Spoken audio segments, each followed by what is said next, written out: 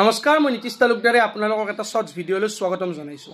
আপোনালোকে নিশ্চয় শুনি আছে যে এছএলআৰচি অৰ্থাৎ ষ্টেট লেভেল ৰিক্ৰুটমেণ্ট কমিছনৰ পৰা এখন নোটিছ আহিছে যে যিবিলাক কেণ্ডিডেটে এডিআৰই গ্ৰেড 4 ভাইভা দিছে তেওঁলোকৰ ডকুমেণ্ট ৰিভেৰিফিকেশ্যন হ'ব। অৰ্থাৎ তেওঁলোকে যি ডকুমেণ্ট দিছিল সেইবোৰ ডকুমেণ্ট আকৌ এবাৰ দিব লাগিব।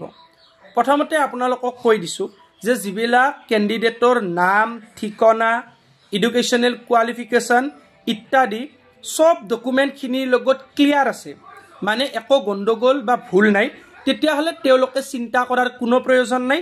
তেওঁলোকে আকৌ এবাৰ এই ডকুমেণ্ট ৰিভেৰিফিকেশ্যনত আহিব নালাগে। কোনবিলাক কেণ্ডিডেট আহিব লাগিব?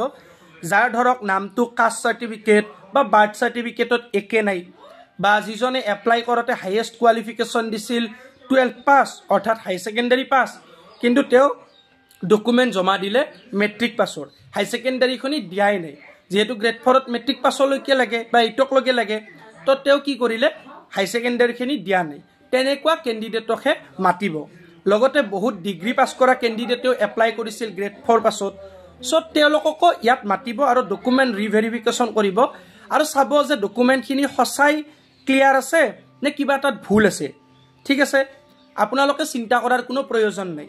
তথাপিও মই আপোনালোকক এই ভিডিঅ'টোৰ ডেছক্ৰিপশ্যনত এছএলআৰচিৰ পৰা উলিওৱা সেই কেণ্ডিডেটৰ ৰোল নম্বৰৰ তালিকাখন দি দিম। আপোনালোকে নিজৰ ৰোল নম্বৰটো এবাৰ মিলাই চাব পাৰে আপোনালোকৰ মাইণ্ড ৰিলিফৰ কাৰণে বা চিন্তাটো দূৰ কৰাৰ কাৰণে। কিন্তু কোনো চিন্তাৰ প্ৰয়োজন নাই, আপোনালোকৰ ৰোল নম্বৰটো তাত নাথাকে যদিহে চব ক্লিয়াৰ আছে। ঠিক আছে, তো আজিলৈ ইমানেই, ধন্যবাদ।